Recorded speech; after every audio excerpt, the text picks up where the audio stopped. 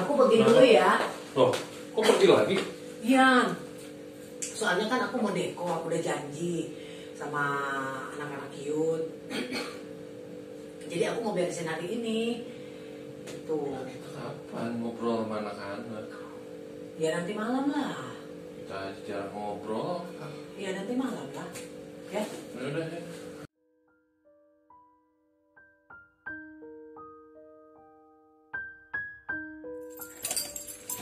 Gimana tadi? Siapa aja di gereja? Ya lumayan sih. Ada anak-anak Yud yang bantu. Ya lumayan jadi bisa lebih cepat. Cepetan mandi ya, ditungguin Iya, iya. sama anak-anak. Anak-anak udah beres ya? Iya, udah mereka udah pada ini. Ya udah, gue mandi dulu ya. Perlu ngobrol nih. Iya, ntar. Yuk, gue mandi dulu.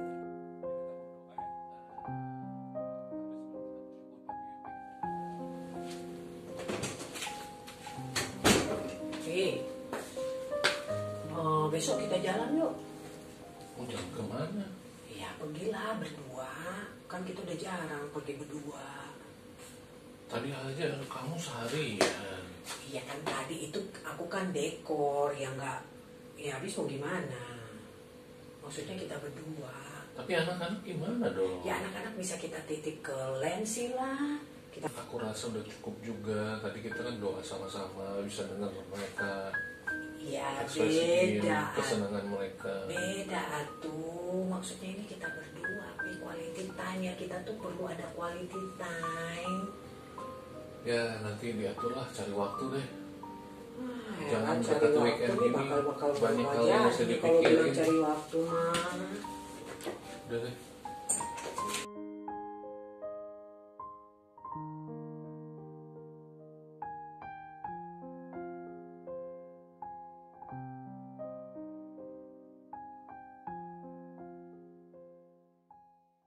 Aja ya.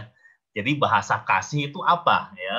Bahasa kasih adalah cara kita itu bisa menunjukkan kasih, begitu kan? Jadi bahasa yang dipakai itu seperti apa ya?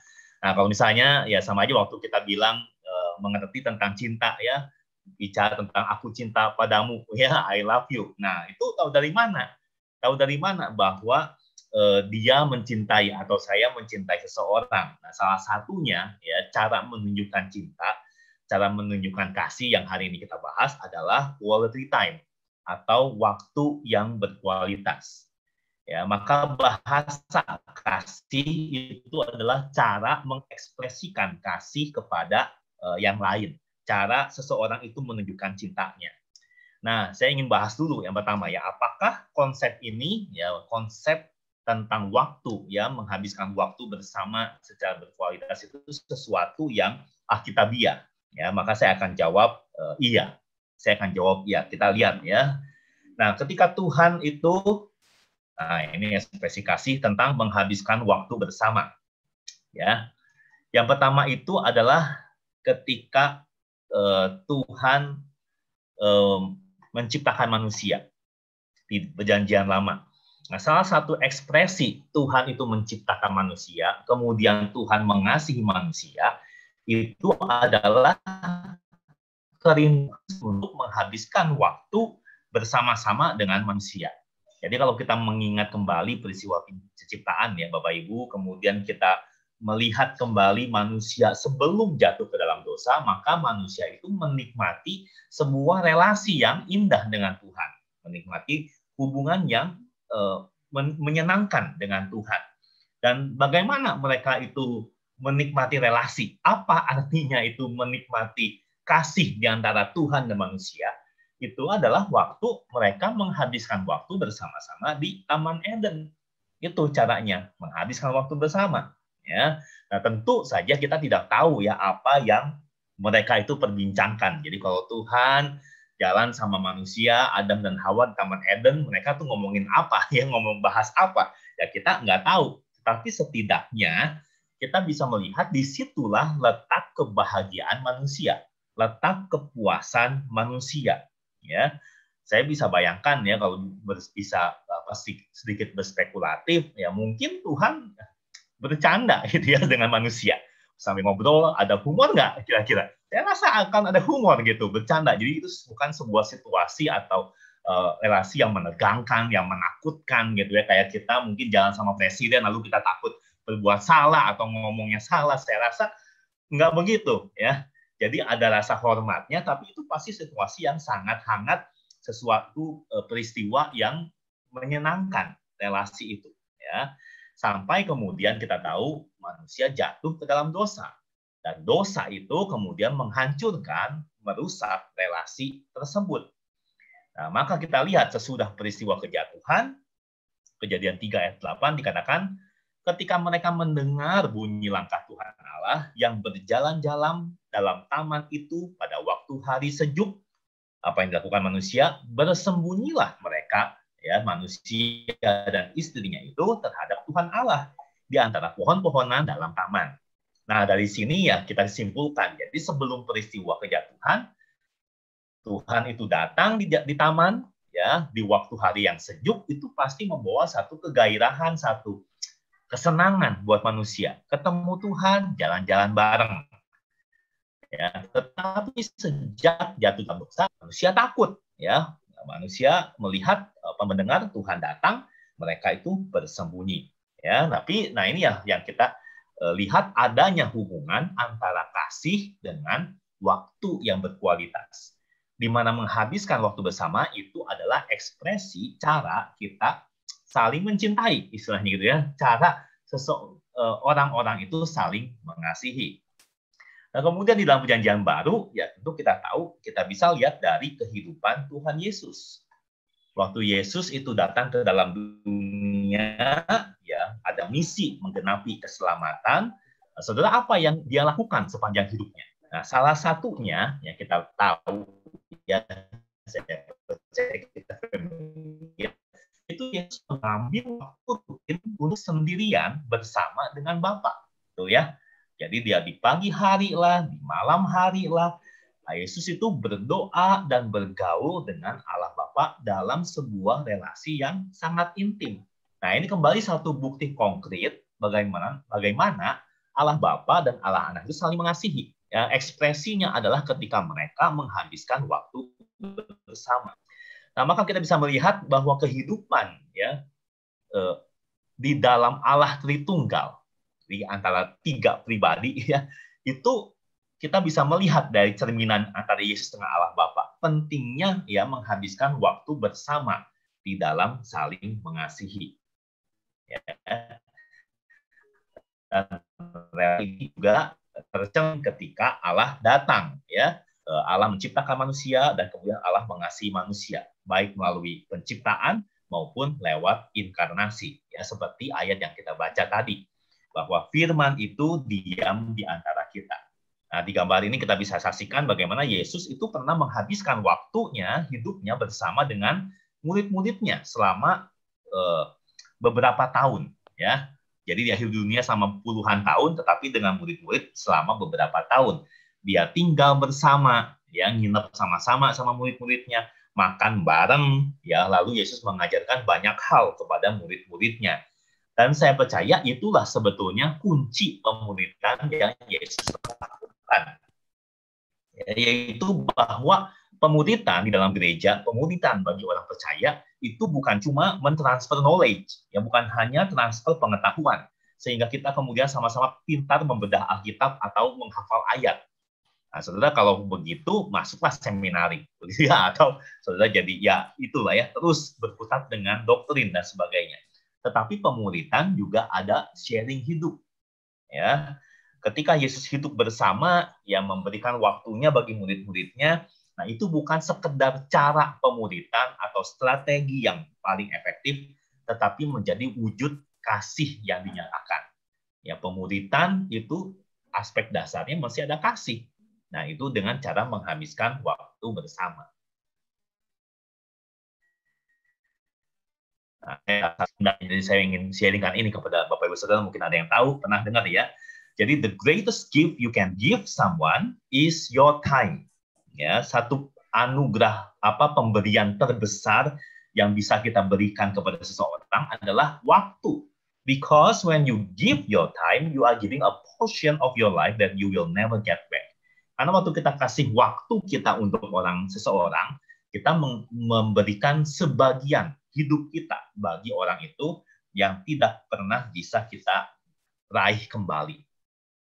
Ya, karena waktu itu akan hilang, hidup kita akan hilang. Nah, hidup kita berikan kepada orang lain, itu waktu yang kita berikan. Ya. Nah, maka mengasihi itu tidak mungkin lepas dari menghabiskan waktu bersama orang yang kita kasihi. Nah, maka ini sesuatu yang tentu yang sangat penting dalam keluarga. Ya, misalnya di dalam relasi orang tua dengan anak. Sekali lagi kalau kita bacakan, ya, saya bacakan Ulangan 6 ayat 4-7. Ini firman Tuhan mengatakan, dengarlah hai orang Israel, Tuhan itu Allah kita, Tuhan itu Esa. Kasihilah Tuhan Allahmu dengan segenap hatimu dan dengan segenap jiwamu dan dengan segenap kekuatanmu. Lalu ayat 6. Apa yang kuperintahkan kepadamu pada hari ini haruslah engkau perhatikan, haruslah engkau mengajarkannya berulang-ulang kepada anak-anakmu dan membicarakannya apabila engkau duduk di rumahmu, apabila engkau sedang dalam perjalanan, apabila engkau berbaring, dan apabila engkau bangun. Kita bisa melihat ini seringkali kita baca ya atau bahas tentang bagaimana pentingnya mengajarkan firman Tuhan kepada anak-anak. Nah, caranya bagaimana? Ini sangat praktis ya. Caranya adalah bicarakanlah firman Tuhan, ajarkanlah prinsip-prinsip kebenaran Alkitab serta terus-menerus pada saat kapan? Pada saat sehari-hari, duduk di rumah, ya ketika dalam perjalanan, ya mungkin waktu naik mobil bareng lah, naik motor atau jalan kaki gitu kan, atau naik angkot dan sebagainya. Ya pada waktu mau tidur sambil baring, pada saat mereka bangun tidur. Nah, ini sesuatu yang sangat sehari-hari, ya. Nah, ya, maka Bapak Ibu mesti ingat ya, yang sudah punya anak, tugas utama yang mengajarkan firman Tuhan itu tidak boleh dilepaskan guru sekolah minggu. Ya, itu bukan tanggung jawab utama, ya. Bukan peran utama itu dipegang oleh guru-guru sekolah minggu atau guru agama di sekolah, enggak. Orang tua lah yang memegang peranan utama. Kapan mengajarkan firman Tuhan? Ya setiap hari saat bersama-sama. Nah, jadi kalau kita ini terlalu sibuk, ya, kalau tidak pernah bisa duduk bareng anak-anak kita, nggak pernah bisa jalan bareng, ya, kapan waktu itu ada? Bagaimana cara kita mengajarkan firman kepada anak-anak? Ya, kalau setiap kali kita anak-anak bangun, kita sudah pergi, nggak ada di rumah, ya, terus malam mereka tidur, kita belum pulang, kapan kita bisa ajarkan firman Tuhan berulang-ulang? Waktu kita tidur, waktu jalan bersama itu nggak ada waktu. Nah, saudara, ini sesuatu hal yang harus kita pikirkan. Ya. Nah, maka menghabiskan waktu bersama, ya, itu menjadi prinsip dalam Alkitab. Ya, harus ada dalam sebuah relasi kasih. Semua relasi yang ada kasihnya, ya, termasuk tentu saja suami istri. Ya, maka waktu bicara tentang kualitas waktu, ya, ingat bahwa itu semua tidak pernah terlepas juga dari kuantitas. Nah, ini yang saya ingin tekankan dulu. Jadi waktu kita kualitas, mesti ada kuantitas. Kalau tidak ada kuantitas, ya tidak bisa kita membangun sebuah kualitas. Nah, sekarang kita akan masuk ke bagian yang tema kita, ya, suami istri. Ya, apa itu quality time? Waktu yang berkualitas adalah memberikan perhatian secara utuh dan tidak terbagi. Ya, jadi waktu berkualitas adalah ketika menikmati satu waktu bersama, habiskan waktu bersama, lalu masing-masing pasangan itu memberikan perhatian itu sepenuhnya tanpa terbagi-bagi. Nah, kalau pasangan kita, suami kita atau istri kita sudah mulai komplain, kayak tadi ya di short clip itu ya, kok nggak ada waktu sih buat saya, ya, kok pergi-pergi terus, ya, dulu aja kalau pacaran sering bareng, ya, sedikit-sedikit telepon, sedikit-sedikit SMS, dulu kan SMS gitu, sedikit-sedikit ngajak ketemuan, ya, sekarang aja kalau udah menikah, dikit-dikit sibuk, sedikit-sedikit udah capek, ya. Nah, kalau ada komplain seperti itu, saudara, itu tanda awas, ya, tanda awas bahwa pasangan itu sudah mulai kurang dikasihi. Perasaannya ya mulai kurang dikasihi. Nah, saudara, maka mesti kata penting itu yaitu perhatian yang utuh. Perhatian yang utuh. Nah, elemen yang penting di dalam quality time itu tentunya adalah percakapan yang berkualitas. Ya, artinya bahwa pasangan yaitu kita bisa saling berbagi pengalaman, ya, lalu pikiran, perasaan kita dengan bebas, ya, lalu keinginan masing-masing pasangan dengan bebas. Nah, itu sebetulnya yang paling penting di dalam quality time itu. Ya, nah sekarang how to-nya langsung praktisnya. Bagaimana ya kita bisa mencoba untuk menghabiskan quality time ini? How to spend quality time? Yang pertama katanya gitu ya, di buku itu, ringkasan itu, saya lihat itu yang pertama kita mesti membuat kontak mata. Artinya waktu suami istri itu saling ngomong, jangan sambil ngomong itu suami baca koran, istri baca WA. Jangan gitu ya. Lalu mereka saling ngomong. Jadi cuma kuping sama mulut yang jalan. Jangan begitu ya. Jadi mesti ada eye contact gitu. Ya. Waktu ada eye contact, maka pasangan itu akan merasa betul-betul dikasihi, merasa penting, ya, dan merasa itu dimengerti. Ya, itu eye contact itu menunjukkan bahwa kita peduli dengan apa yang pasangan itu utarakan. Nah, ini konsep yang penting, ya, eye contact, betul ya. Saya rasa saya bisa cukup setuju lah. Kalau kita ngomong tanpa melihat orang itu, yaitu sebetulnya kita agak kurang peduli atau kurang betul-betul menganggap, menghargai lawan bicara yang kita ya ajak ngomong gitu. Setelah eye contact itu penting, ya.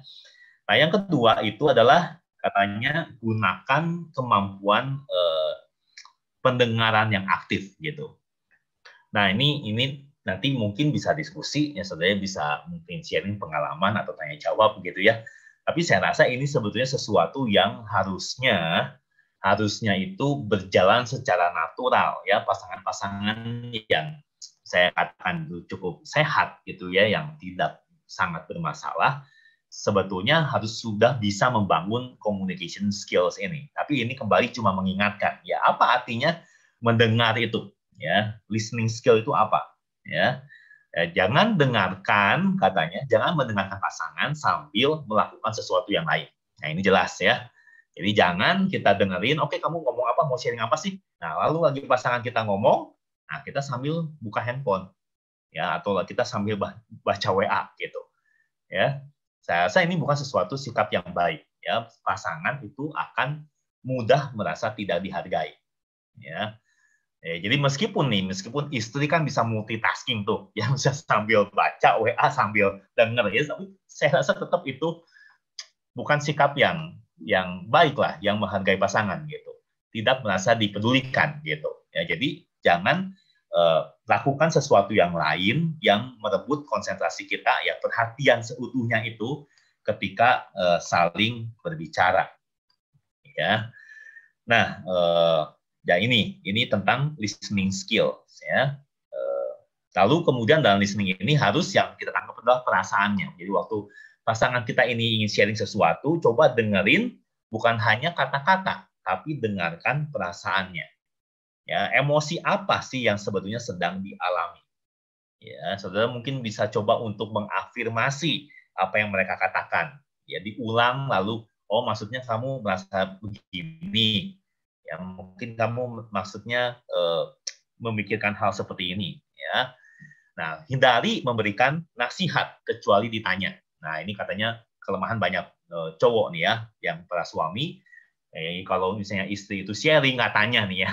Kalau istri itu sharing, langsung di kepala suami adalah itu a problem, ya. Lalu kita itu terbiasa sebagai problem solver. Ya, bagaimana kemudian bisa menyelesaikan masalah istri ya. Nah, memang kadang-kadang nasihat itu dibutuhkan, tetapi katanya ya, kebanyakan wanita sebetulnya cuma pengen curhat, cuma pengen sharing, mereka tidak sedang ingin dinasihati atau mencari solusi begitu. Ya, nah mungkin nanti para wanita, para istri bisa sharing ini benar atau enggak ya. Tapi yang penting adalah bagaimana memahami perasaan dari pasangan kita, begitu.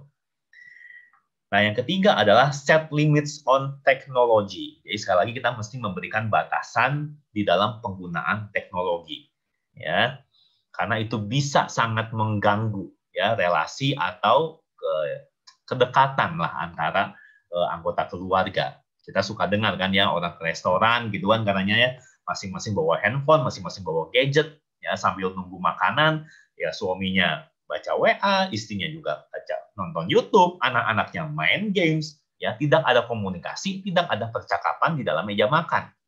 Maka kita mesti berikan batasan untuk gadget ya sebisa mungkin ya waktu makan bersama itu jangan pegang handphone. Saudara ya. Tetapin jangan pegang handphone, itu lepas. Jadikan itu sebuah kebiasaan. Meskipun tidak ada sesuatu ya yang sangat penting yang harus didiskusikan, tetapi kita mesti sediakan waktu khusus bersama dengan keluarga atau dengan pasangan ketika makan malam bersama, makan malam atau makan bersama lah ya. Itu sebisa mungkin jangan pegang gadget, gitu. Ya. Lalu yang berikutnya, saya ambil beberapa aja ya. Fokuslah dalam kualitas. Jangan cuma kuantitas. Nah, sekali lagi, ini bukan dua hal yang dipertentangkan, saya rasa. Ya, tetapi waktu bertemu juga, kalau nggak bicara, ya, kalau kita tidak betul-betul fokus, kasih perhatian seutuhnya, ada waktu banyak pun percuma. Nah, saya rasa itu maksudnya. Ya, jadi fokus kita ingat tentang kualitas waktu itu. Nah, kemudian berikutnya adalah rencanakan sesuatu. Ya, buat rencana bersama sebisa mungkin melakukan hal-hal yang mungkin baru, yang tidak biasa. Ya, secara spontan boleh. Ya, misalnya, ayo jalan sore bareng ya di sekitar komplek. Misalnya, sesuatu yang jarang dilakukan, tapi bisa spontan kita coba. Ya, atau kita coba makan di restoran baru. Tadi seperti short clip ya yang diperankan aktor dan aktris terbaik gitu ya Pak Tatang dan Bu Laura ya. Ayo Bu Laura ajakin ya mari kita makan bersama lah ya cari waktu begitu. Nah itu sesuatu yang bisa dicoba untuk mengubah suasana ya menjadikan waktu itu sangat berkualitas begitu. Lalu develop a routine ya ini sesuatu hal yang penting juga. Jadi bukan hanya sesuatu yang bersifat spontan yang baru, tetapi juga berusaha kita mencari cara untuk bisa connect secara teratur setiap hari dengan pasangan. Nah, saudara bisa coba tetapkan waktu kapan untuk bisa ngobrol bersama. Ya, ada sebuah nasihat orang mengatakan mulailah ya satu hari bersama-sama dan akhiri juga bersama-sama. Jadi mungkin pagi hari bisa ngopi bareng ya atau sebelum tidur sudah semua tidur ya kita sebelum tidur itu pillow talk kan ya sambil mau tidur ngobrol-ngobrol sebentar ya. Nah itu sesuatu yang mungkin bisa kita lakukan. Jadi sesuatu yang harus set waktu ini sebisa mungkin jangan diganggu ya kita itu ngobrol bareng gitu. Nah saudara saya kan beberapa tahun lalu kemarin sempat kuliah yang ngambil S3 gitu kan di Scotland. Nah, itu ada pernah juga pergumulan ya dengan istri. Ya, kenapa begitu? Karena kan kalau S3 itu kerjaannya tuh baca terus ya, baca, lalu tulis, baca, tulis gitu kan. Dan nggak bisa ditarget ya. Hari ini saya mau tulis 1000 kata. Ya kalau ada ide, kalau nggak ada ide mentok, nggak ada mau tulis bengong-bengong berapa hari nggak ada yang ditulis begitu. Nah itu membuat kami para mahasiswa itu stres biasanya kan. Nah lalu lama-lama gitu kan, saya di rumah ya bisa kerja di rumah juga bisa gitu kan, nggak mesti ke library. Oke deh saya kerja di rumah. Tapi kalau kerja di rumah ya terus makan siang bareng dengan istri saya ya sambil makan bareng sambil otak saya itu mikir ya ini saya mau nulis apa gitu ya. Habis baca ini, terus idenya apa ya gitu. Ya nanti istri saya ngomong gini. Gimana menurut kamu?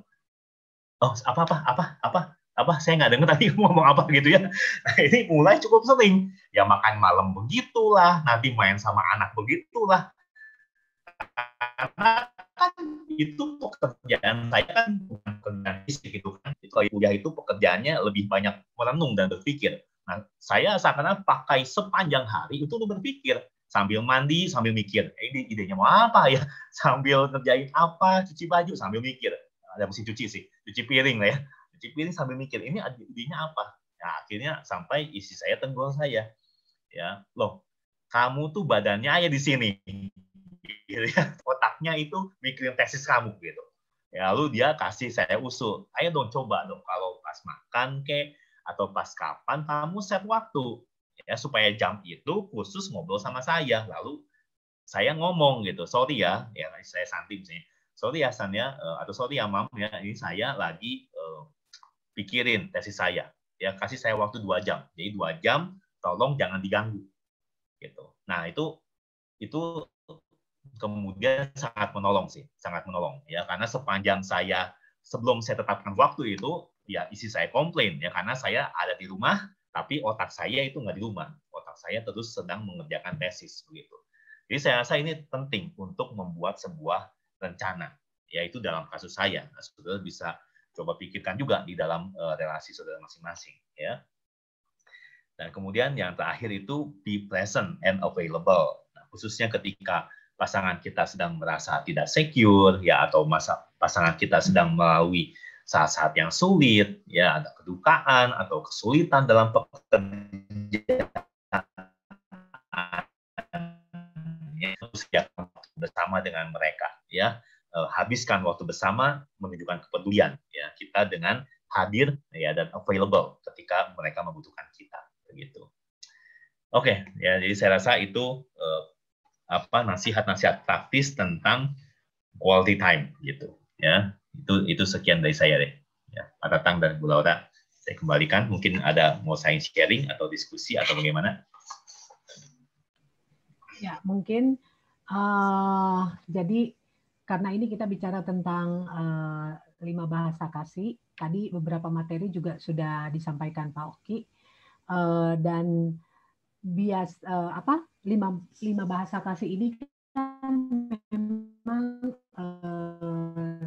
sebenarnya memperlengkapi kita untuk kita lebih mengenali kebutuhan kita yang paling utama apa, karena di dalam diri masing-masing kita tuh punya bahasa kasih, benar ya Pak Oki ya kalau nggak salah ya. Jadi setiap orang tuh punya kalau menurut buku itu kita mungkin bisa punya 2 gitu ya dari 5 bahasa kasih itu. Nah, jadi dari yang kita udah dengar materi yang sekarang ini, mungkin ada yang mau tanya, silakan ke Pak Oki.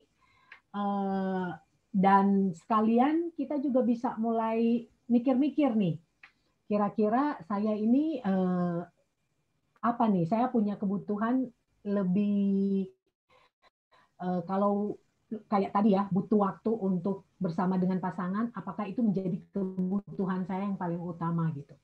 Memang masih ada sih 4 lagi bahasa kasih yang lain ya yang akan kita bahas di waktu-waktu berikut. Tetapi beberapa rekan sih memang sudah cukup mengerti ini walaupun memang tidak dibahas secara detail gitu. Mungkin silakan kalau ada couple atau ada yang mau bertanya, kami buka ruang tanya jawab ya. Silakan ya, bisa langsung atau kalau ada yang mau chat ke kolom chat boleh.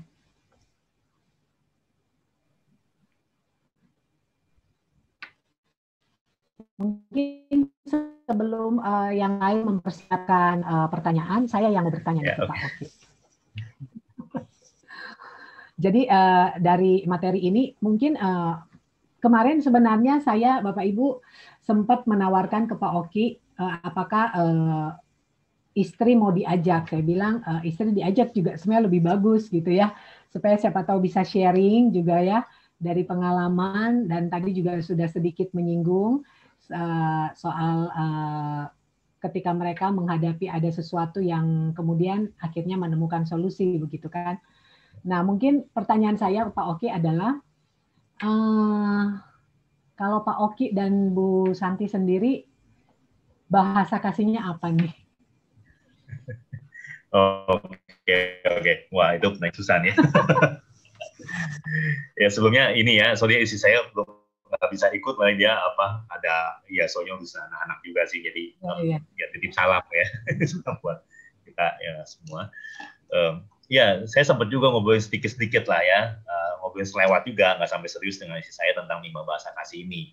Nah, ya mungkin saya rasa bagi kita sih kelima-limanya sebetulnya itu penting ya, sesuatu yang harus ada gitu di dalam pasangan suami istri ya, tetapi mungkin lebih ke penekanannya ya, dapat proporsinya gitu. Mungkin bagi kita masing-masing bahasa kasih yang ini sama gitu itu lebih penting daripada yang lainnya, walaupun semuanya itu harusnya ada gitu ya di dalam derajat-derajat tertentu lah gitu.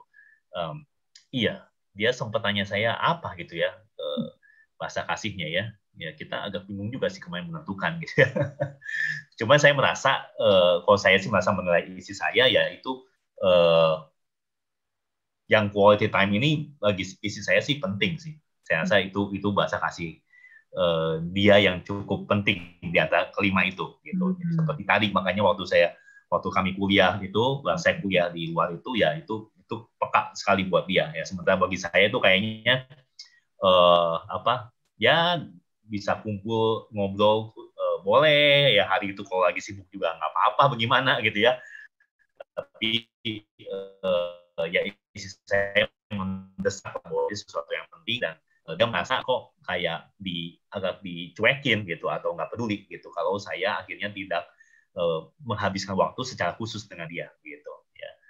Kalau bagi saya sendiri mungkin ya saya merasa mungkin yang service bagi saya itu ya, yang service itu bahasa kasih buat saya gitu. Kayaknya begitu ya, kayaknya ya. Saya belum sampai dengan sungguh-sungguh sih. Belum dites ya, Pak? Belum dites ya. Jadi kira-kira aja gitu.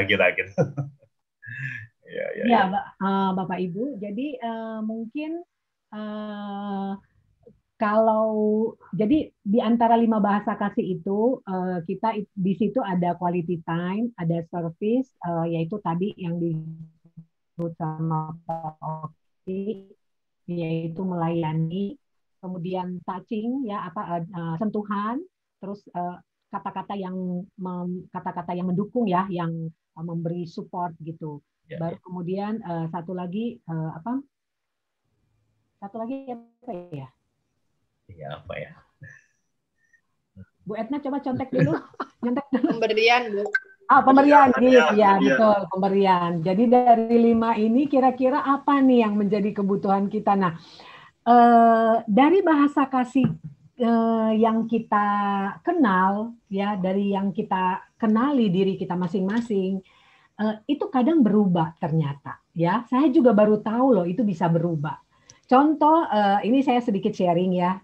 Contoh saya dengan Pak Tatang. Kemarin kan waktu kita ada acara romantic dinner, baru di situ kan kita kayak ada ngomong ya, kita ada diskusi terkait dengan 5 bahasa kasih itu juga, dan ada kayak semacam assessment gitu. Dan saya baru tahu bahwa ternyata kebutuhan bahasa kasih dia itu yang utama adalah apa? Yang sama kayak Pak Oki, yaitu service. Kayaknya rata-rata hampir 90% laki-laki kayaknya pengen ya kalau ke bahasa kasih itu service gitu ya. Nah, dulu saya berpikir Pak Tatang tuh bahasa kasih dia bukan service. Kenapa? Karena waktu kita awal menikah, dia ngomong sama saya bahwa dia pengen cari istri yang mandiri, yang pokoknya bisa semuanya, yang pokoknya tidak bergantung gitu. Kenapa? Karena dia memang sangat mandiri juga. Dia sakit, ada apa tuh dia bisa ngurus diri sendiri gitu. Dia nggak cengeng gitu, nggak ini. Terus waktu awal-awal pernikahan, biasa karena saya di rumah, saya suka lihat mami saya kalau sumpama kita makan, pokoknya papi saya itu pokoknya harus diservis gitu ya. Makan harus sudah disiapkan semua. Nggak ada tuh ngambil-ngambil sendiri. Pokoknya makanan sudah harus tersedia semua, sendok, garpu, sampai kayak kobokan ya zaman dulu ya. Belum ini, jadi mesti sampai kobokannya tuh udah ada di meja, jadi harus semua sudah siap baru makan. Gitu. Begitu juga mau mandi juga baju sampai baju dalam apa semua tuh sudah rapi disediakan. Jadi mami saya menyiapkan semua dengan baik gitu. Pokoknya papi saya tuh tinggal makan, tinggal menggunakan, semua tuh sudah diservis oleh mami dengan begitu baik. Nah, waktu saya menikah, saya menggunakan pola yang sama. Ya, jadi Saya sudah servis, udah atur di meja makan, makanan, atur rapi-rapi, piring, sendok, garpu. Dia pulang, waktu itu dia masih kuliah. Pulang-pulang kuliah dia bingung lihat ini kayak mau pesta, mau apa itu ya. Rapi banget di atas meja makan gitu. Terus dia bilang, nggak usah kayak gini, saya biasa ngambil sendiri. Ambil piring sendiri, ngambil di rice cooker katanya, ntar dia ambil sendiri, udah nggak usah repot-repot gitu. Oh, saya bilang, oh kayak gitu ya. Sementara saya dari keluarga yang kalau makan tuh duduk bareng-bareng, doa dulu sama-sama, terus baru kita makan bareng-bareng. Nah kalau ini nggak apa-apa, nggak perlu resmi-resmi kayak begitu gitu. Nah, ternyata setelah udah hampir 13 tahun, ternyata enggak, dia kepengen diservis, dia pengen dilayani seperti itu. Jadi ternyata bisa berubah gitu ya. Mungkin silakan Bapak Ibu bisa sharing, atau Pak Tatang mungkin mau menambahkan.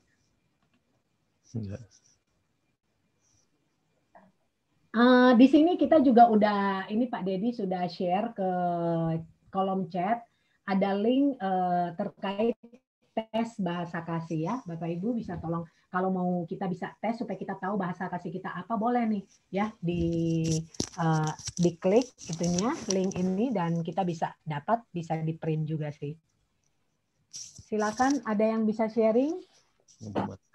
Bu Natali sudah. Berarti ini bahasa kasih itu bisa berubah-ubah ya, nggak mesti selalunya sama ya? Iya. Kok Pak Tatang flat banget waktu Bu Lora begitu bersemangat cerita, Pak Tatang kelihatan flat banget. Emang terlihat ada yang, maksudnya Bu Loranya udah semangat banget, Pak Tatangnya flat gitu. Karena saya yang ngomong, Nat. Giliran nanti dia yang ngomong, dia yang berapi-api. Emang nggak begitu ya, Pak? Nggak merasa ada yang berubah gitu? Kayaknya 6 tahun yang lalu saya dengan teman-teman KTB cek bahasa kasih kami masing-masing juga. Dan ternyata salah satu teman KTB kami catat dan tadi share. Dan saya nggak berubah sih sebenarnya. Saya nggak berubah. Yang pertama adalah kata-kata support. Yang kedua service.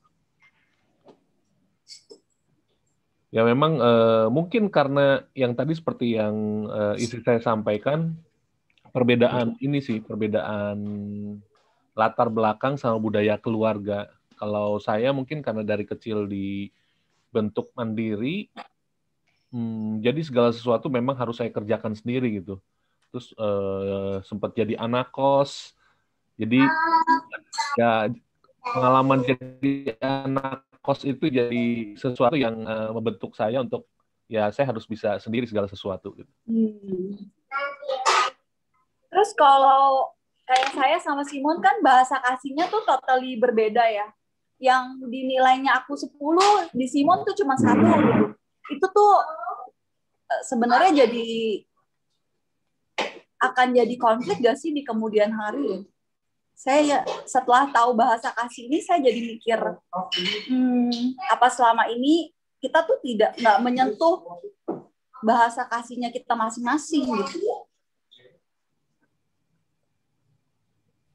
Akan jadi konflik atau kalau sekarang sih terus terang kelihatannya seperti biasa aja. Nggak jadi masalah besar, tapi kalau bahasa kasih ini nggak tersentuh sampai jangka waktu yang lama, apakah akan jadi konflik ya? Mungkin Pak Oki bisa bantu. Oke, ya. Jadi bingung siapa yang jawab ya. Terima kasih untuk narasumber dong. Natalia ya. Ya, jadi memang apa ya, agak kompleks juga ya. Saya rasa kalau selama ini akhirnya Ibu Natalia dan pasangan misalnya dengan bahasa kasih yang berbeda ya, tetapi merasa masing-masing bisa terpuaskan dengan cara pasangan memperlakukan kita di dalam bahasa kasih kita itu, ya saya rasa kalau selama ini oke sih, harusnya sih oke aja sih. Dalam jangka panjang harusnya tidak begitu masalah gitu. Tapi kalau memang dari dulu itu bermasalah, nah itu harusnya sesuatu yang bersifat laten gitu ya. Tapi kalau sampai sekarang, meskipun bahasa aslinya berbeda, tapi masing-masing pasangan tahu kebutuhan masing-masing dan dengan caranya sendiri berupaya gitu ya untuk memenuhi kebutuhan itu sebisa mereka, lalu kita bisa terima segitu gitu. Harusnya sih oke sih, saya rasa. Bagaimana? Saya rasa begitu. Cuma memang ini apa? Enggak itu. Itu kira-kira bagaimana Ibu Natalia? Harusnya sih oke sih. Tapi kalau jadi itu sesuatu yang agak rumit ya. Makanya waktu saya baca buku ini ringkas gitu, saya masih berpikir gitu. Saya masih menyimpulkan bahwa di dalam hubungan relasi yang baik antara suami istri, maka bahasa kasih itu akan ketemu gitu ya, masing-masing akan ketemu, lalu bisa saling memenuhi itu, kelihatan gitu dari bahasa kasihnya, oh ini pasangan yang baik gitu ya, yang sehat gitu. Tetapi apakah dengan memenuhi bahasa kasih itu pasti akan meningkatkan relasi suami istrinya, itu yang saya masih belum bisa yakin sepenuhnya gitu. Tapi ya kalau masing-masing bisa memenuhi sih harusnya nggak ada masalah. Maksudnya begini, saya mungkin apa ya? Maksudnya gimana ya? Saya ngomongin ini ya, kayak ini ya, quality time ya, waktu yang berkualitas itu baru bisa menjadi sesuatu yang kita bicarakan bersama ketika relasi suami istri itu memang berjalan harmonis. Kalau menurut saya ya, jadi kalau memang ada suami istri itu komunikasinya lancar, lalu kemudian salah satunya waktunya itu kurang, nah lalu pasangannya komplain kan, harusnya habisin waktu lebih banyak dong, kita quality time bersama. Nah itu baru bisa jalan, asal memang harmonis. Tetapi Bapak Ibu, kalau komunikasinya aja nggak jalan, agak susah saya rasa untuk quality time gitu ya. Karena apa? Karena makin banyak menghabiskan waktu bersama, makin sebel sama pasangan gitu. Karena dia nggak ngerti saya ngomong apa, saya juga ngomong dia nggak ngerti, nggak cocok gitu ya. Nah ini kan pasangan bermasalah kan, makin menghindar malah mungkin ya. Iya, dikasih waktu lebih banyak, makin nggak seneng mereka gitu. Jadi masalahnya bukan di quality time nantinya gitu. Nah ini yang bagi saya asumsinya harus ada dulu, asumsinya. Jadi di buku Gary Chapman ini, kalau memang pasangannya itu masing-masing relasinya itu baik, nah tapi kurang gitu kan. Nah, ini cuma dapat 5 lah, harusnya tambah dong kalau kita menjadi 7 jadi 8, nah bisa. Tapi kalau sudah minus, waduh, kayak sekarang pandemi kan, mungkin pandemi ini memaksa banyak pasangan untuk menghabiskan waktu bersama, gitu kan, nggak kerja lah, nggak bisa apa gitu kan, di rumah terus. Tapi berapa banyak pasangan justru semakin banyak di rumah semakin berantem karena ada masalah lain, yaitu komunikasinya komunikasinya bermasalah gitu. Jadi ini sesuatu yang kompleks juga gitu. Iya. Bu Natali mau ini? Beras cukup buat saya, cukup. Bener sih, make sense gitu. Maksudnya kalau hubungannya memang nggak baik, ke boro-boro buat ngobrol gitu ya. Maksudnya kalau bisa menghindar, cenderung akan menghindar gitu. Nggak mungkin mau minta waktu banyak gitu, karena memang hubungannya lagi nggak baik kan. Kalau bisa pas dia di rumah, saya jangan di rumah kali.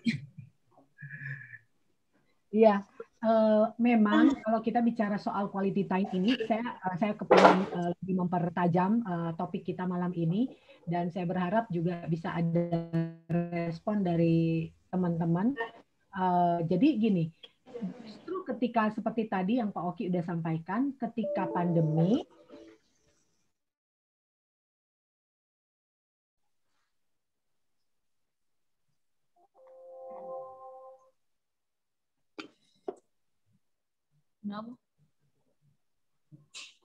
Keluar ya.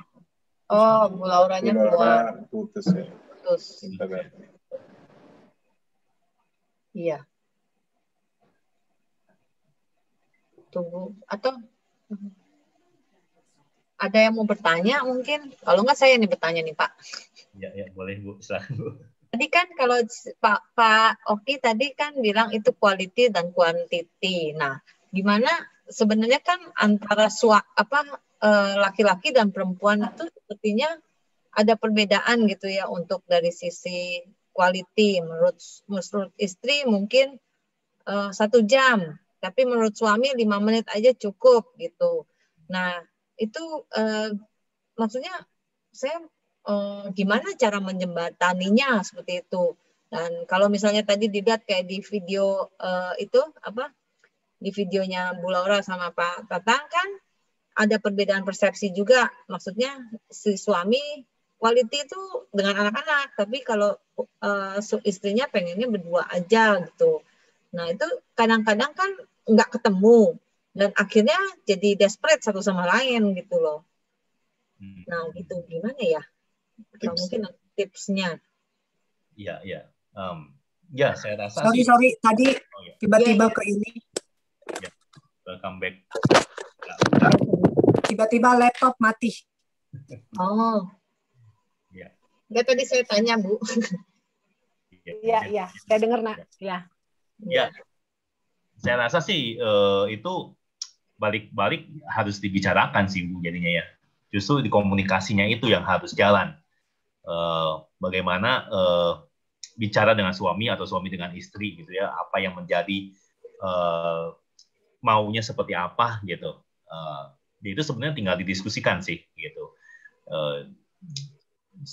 Maunya seperti apa, seberapa lama gitu kan untuk bicaranya, lalu perhatian seperti apa yang diinginkan. Saya rasa itu boleh dibicarakan gitu.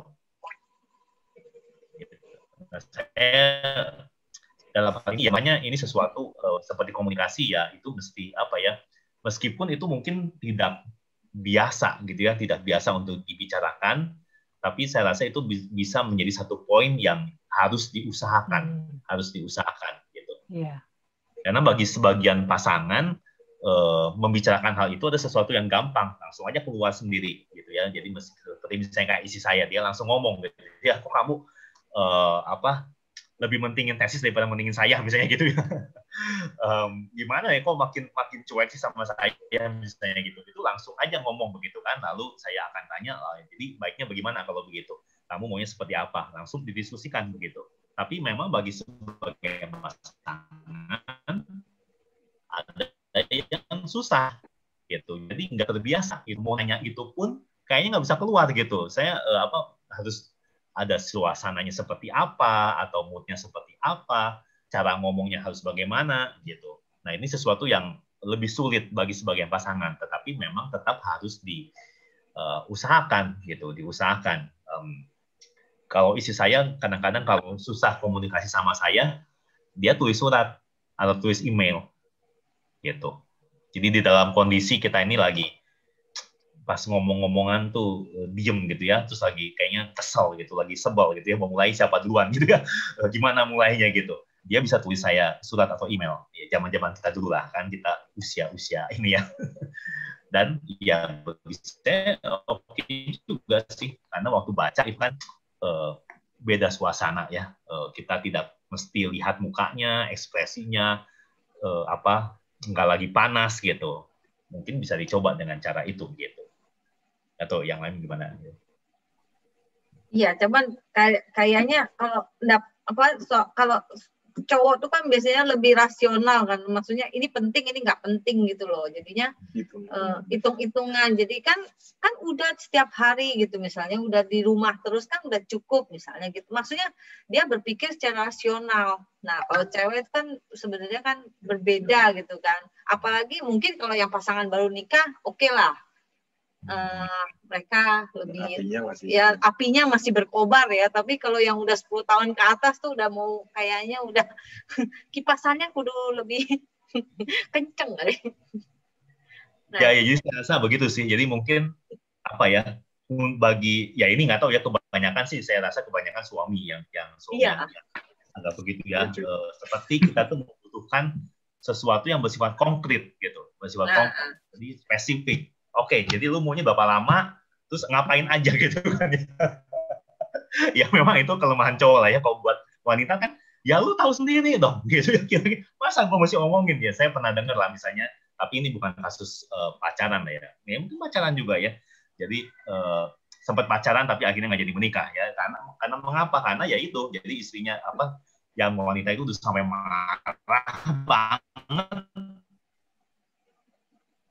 marah banget, suaminya itu pacarnya itu nggak tahu gitu, nggak tahu sampai akhirnya marah banget, terus baru pacarnya nanya, kamu marah ya? Waduh gitu. Akhirnya gitu baru tahu ya kan, bagi wanita itu sebel untuk ngomong, gua lagi marah nih gitu.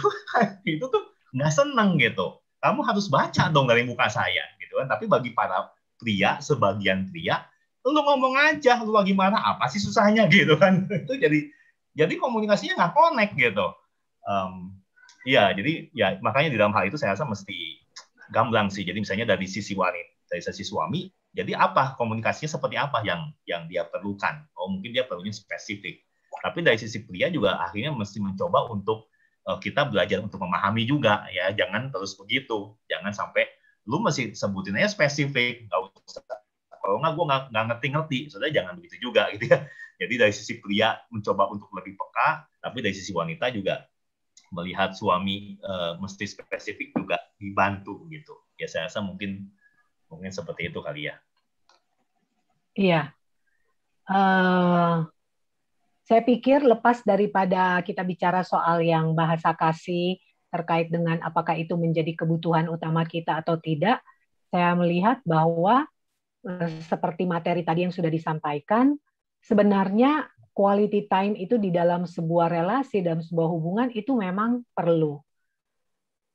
Nah, seperti tadi disinggung bahwa ada sebagian orang atau sebagian orang merasa bahwa ketika diperhadapkan di satu kondisi atau ngobrol untuk membicarakan secara khusus dengan waktu yang khusus kayaknya mungkin kurang nyaman karena tidak terbiasa. Tetapi itu memang perlu diusahakan. Nah, waktu kami konseling pranikah, kami sudah pernah diajarkan terkait dengan topik seperti ini. Lalu Pendeta Daniel Tanusaputra yang jadi konselor kami, dia selalu menggunakan istilah seperti ini. Kita tuh jangan menggaruk di tempat yang tidak gatal gitu. Artinya tuh kita tuh kalau kita menggaruk di tempat yang nggak gatal itu sia-sia. Kamu tidak memberi apa-apa, bahkan yang ada juga cuma justru buang-buang tenaga, buang waktu, dan bahkan malah menyakitkan gitu. Karena akan membuat luka yang baru.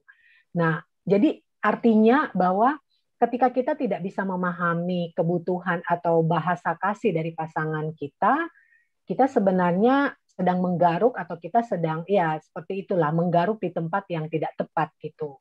Nah, terkait dengan materi kita yang quality time ini menjadi hal yang cukup serius karena mengingat seperti tadi yang udah dibilang bahwa selain ada satu sisi yang tadi Pak Oki udah singgung, ada di satu sisi ketika kita kemudian kayak dipaksa di rumah semua, anak sekolah dari rumah, suami juga mungkin jadi kerja di rumah atau istri, dan istri juga jadi stres karena harus jadi guru, merangkap guru, ngajar ke anak-anak dan sebagainya ya.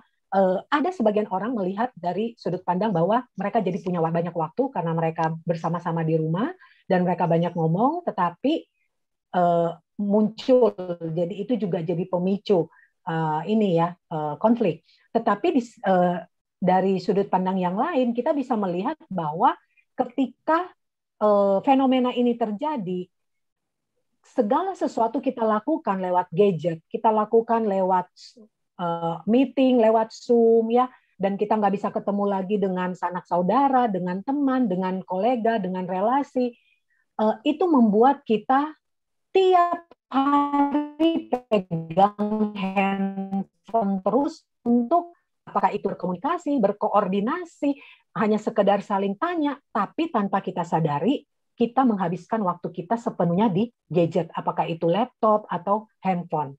Apakah itu sekedar kita membangun komunikasi dengan yang lain, atau itu dalam rangka urusan pekerjaan, atau juga menghabiskan waktu dengan game dan sebagainya. Nah, quality time ini justru saya lihat menjadi sesuatu yang krisis di tengah-tengah relasi atau pasangan suami istri. Nah, kira-kira mungkin Pak Oki bisa sedikit memberi tambahan menghadapi problem ini ya, karena di dalam konteks kita menghadapi pandemi sekarang gitu. Dan tadi juga sudah disinggung banyak sekali yang pasangan-pasangan yang mengalami konflik. Apakah itu dari sisi di mana karena terlalu seringnya komunikasi tetapi akhirnya jadi memicu konflik, tapi sebaliknya jadi walaupun di rumah tetapi tidak berkomunikasi Ya, gitu.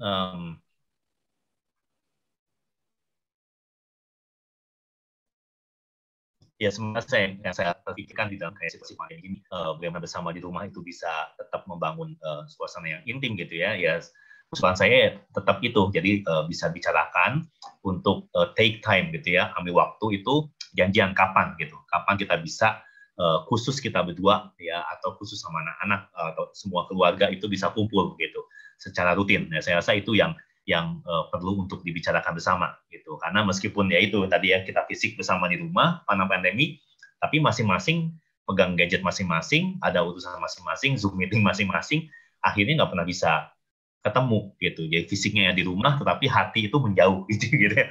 Fisik di rumah, hati menjauh ya. Saya rasa itu mesti ada janjian akhirnya. Ya, kalau salah satu pasangan merasa kekurangan, kita bisa dengan terbuka mengatakan itu kepada pasangan dan coba atur gitu, bagaimana bisa membagi waktu lah isunya ya antara keluarga dengan pekerjaan gitu. Begitu sih. Ya. Saya rasa ya. Mungkin teman-teman yang lain mau memberi respon, boleh?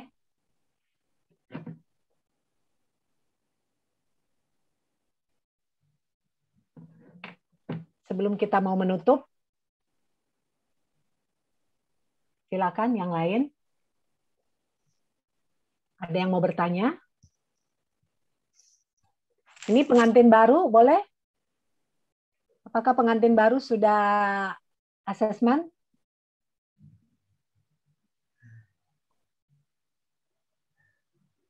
Ini pengantin baru masih hadir atau? Masih Bu. Oh, masih. Gimana? Sudah tahu bahasa kasih masing-masing? Sudah dong. Sudah. Ah, sudah. Oke. Mau bisa sharing sedikit?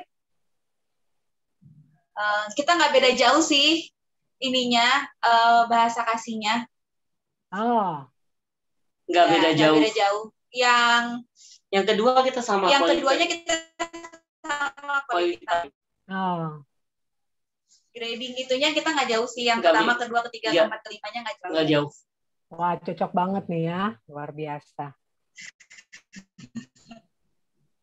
Jadi lebih mudah untuk beradaptasi ya, karena memang kan saling dekat ya. Jadi boleh dibilang itu kayak jadi memang saling membutuhkan. Jadi pasti saling memberi lah ya.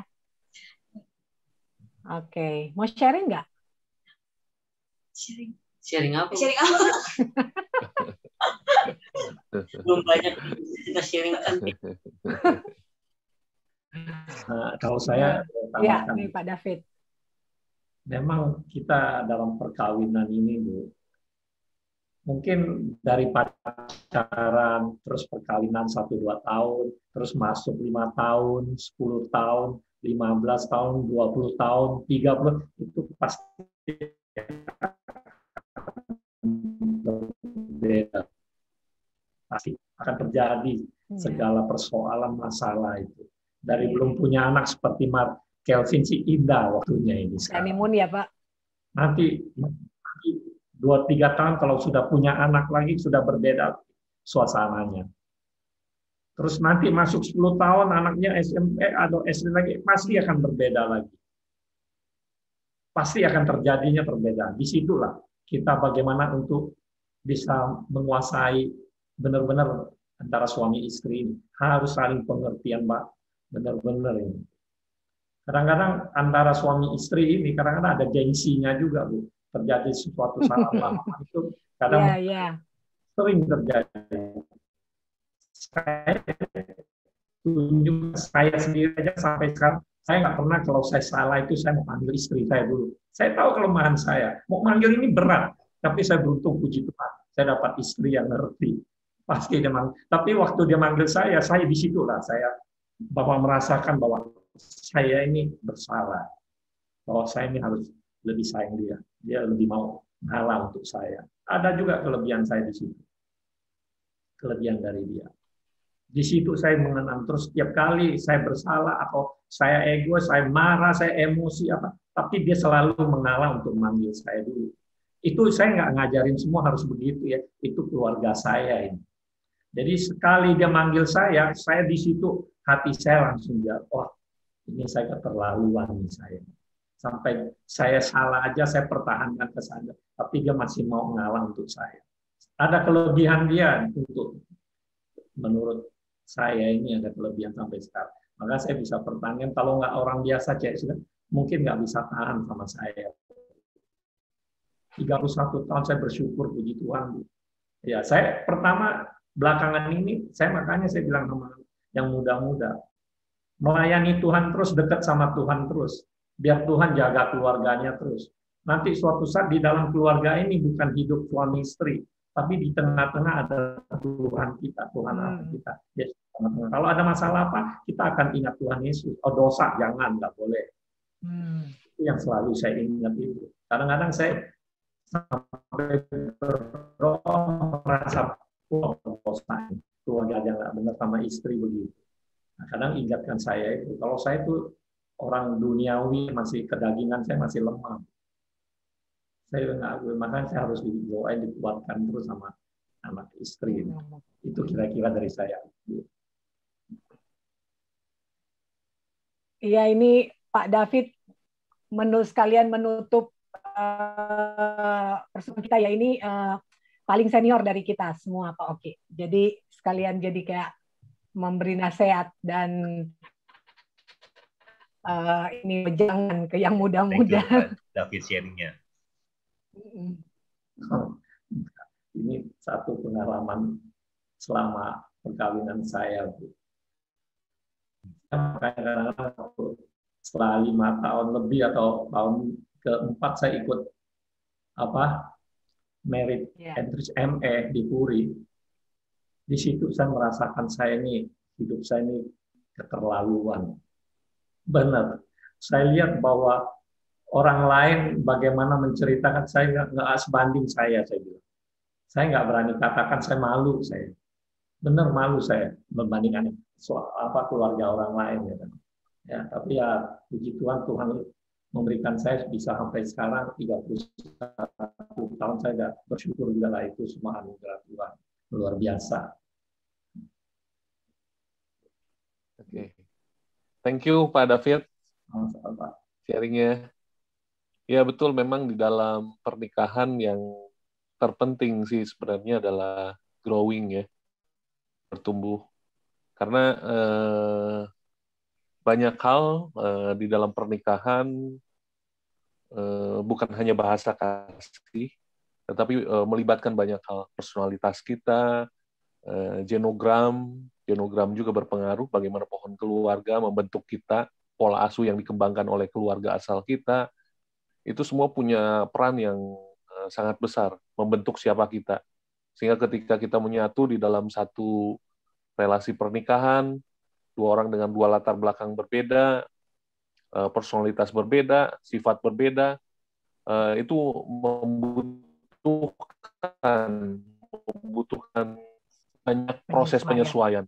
Dan ketika kita sama-sama menyadari bahwa panggilan kita adalah bertumbuh, maka ya kita lewat setiap masalah-masalah yang muncul, ya termasuk salah satu yang hari ini kita bahas adalah quality time, kita cari solusi. Kita datang pada Tuhan, mohon pimpinan Tuhan agar komunikasi bisa lebih baik, agar kita bisa memenuhi kebutuhan kasih pasangan kita. Ada banyak hal sih, ada banyak hal yang mempengaruhi, dan ya kita bersyukur kalau Tuhan masih terus pelihara, nyatakan kemurahannya bagi kita semua ya. Dan momen kita bersekutu di dalam persekutuan pasutri seperti ini menjadi momen penting bagi kita untuk belajar, untuk bercermin, dan juga untuk membantu kita bertumbuh bersama. Ya, terima kasih untuk Guru Nyiloki yang sudah memperkaya lewat ini apa yang sudah diuraikan lewat topik hari ini, quality time. Tuhan terus berkati kehidupan keluarganya, pelayanannya, jadi terus berkat di manapun Tuhan mempercayakan ya. Thank you, Tatang, Bu Laura, dan semuanya. Oke, mari kita sama-sama mengakhiri persekutuan kita. Saya mengundang Gei Laura untuk tutup dalam doa ya. Mari kita sama-sama berdoa.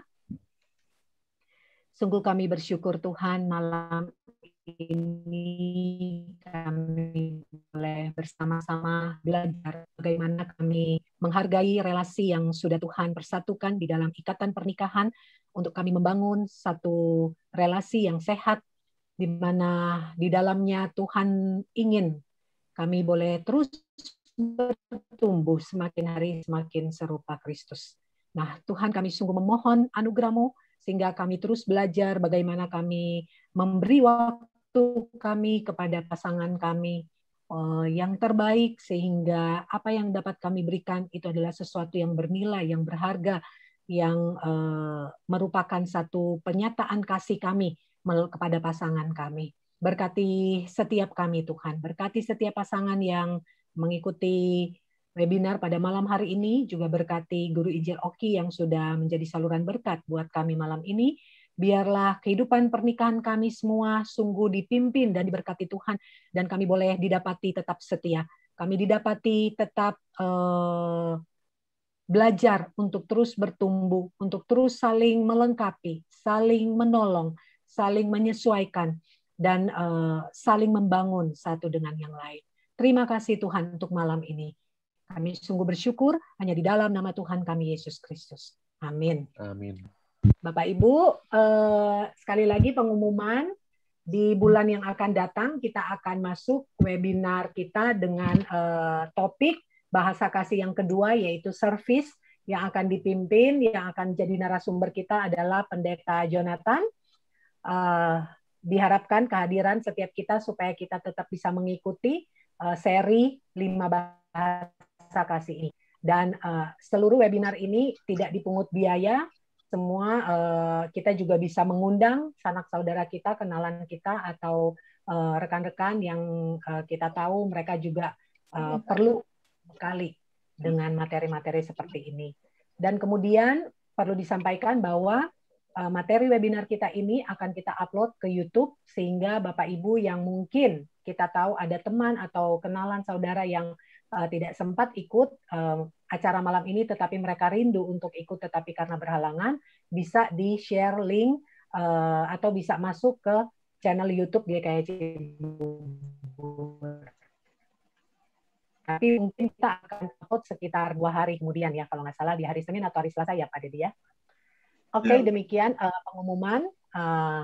Sekali lagi terima kasih Pak Oki untuk pelayanan pada malam hari ini. Tuhan berkati pelayanannya, dan terima kasih juga untuk Pak Sutri yang sudah berpartisipasi mengikuti webinar malam ini. Sebelum kita tutup, bisakah kita membuka kamera kita untuk diambil gambarnya? Nggak ada sama istri, nggak apa-apa Bu ya? Nggak apa-apa. Elis ikutan nih. Istri pasti mendengar yang oke. Pak Dedi bisa yang jadi ini.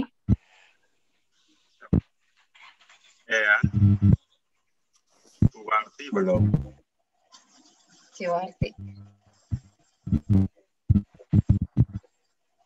Iya.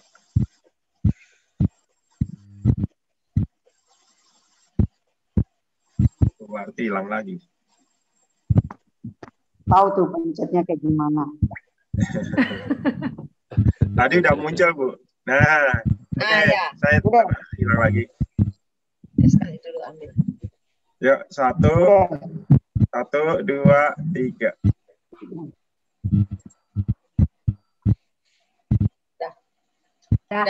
Oke. Terima kasih. Sampai ketemu webinar semuanya di bulan yang akan datang. Tuhan berkati semuanya. Thank you. Selamat malam. Terima kasih. Malam, Nak. Bye. Malam. Malam, End ya. Ya.